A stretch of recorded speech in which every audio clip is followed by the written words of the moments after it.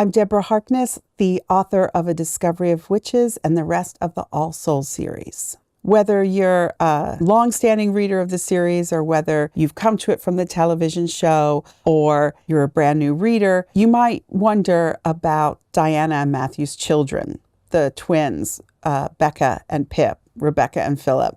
We haven't seen them for a while. They were babies in the television show and tiny toddlers in Times Convert, the fourth book in the series. Now they're just about to turn 7. Like all 7-year-olds, they're curious about their world. They're curious about their magic. They're curious about their parents.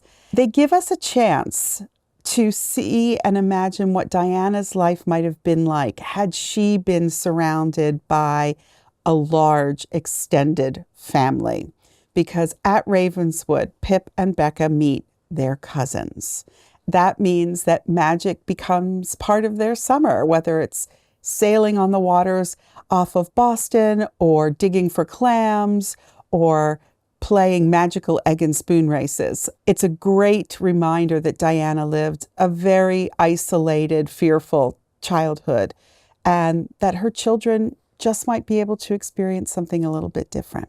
What drew me back to Diana and Matthew was a long-standing sort of plot loophole in the first 4 books of the series.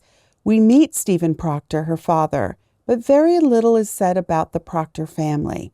And it was always a sort of secret, a little ace up my sleeve, that we would at some point be able to return to the Proctors and find out about Stephen's family and Stephen's family's connection to the events that happened back in 17th century Salem with the witch hunts.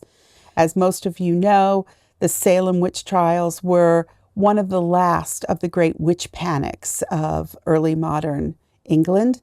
And they were really a very troubling case in which we saw a small community come apart at the seams. For me, as a historian, the real sadness of Salem is that neighbor turned on neighbor. Fingers were pointed in every direction. Everyone, in order to divert speculation or suspicion away from themselves, said, oh, their neighbor is a witch, and my baby got sick, and so looked at them cross-eyed, or my cow got ill.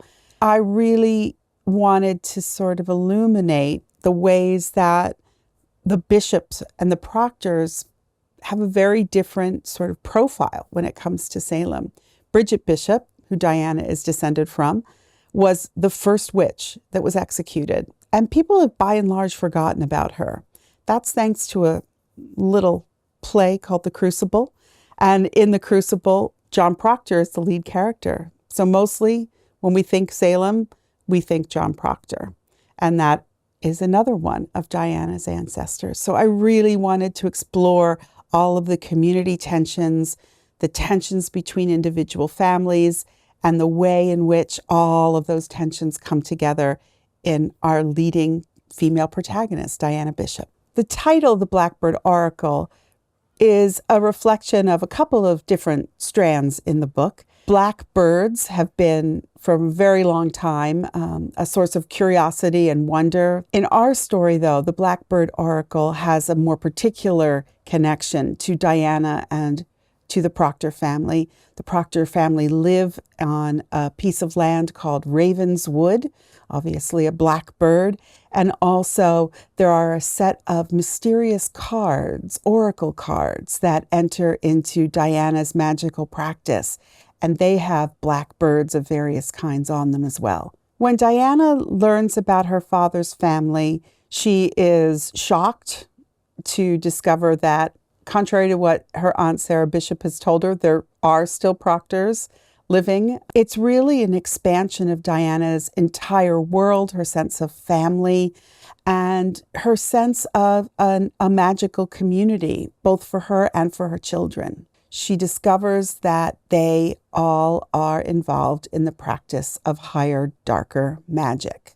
Now, this is something that Diana has really steered clear from ever since she was a child.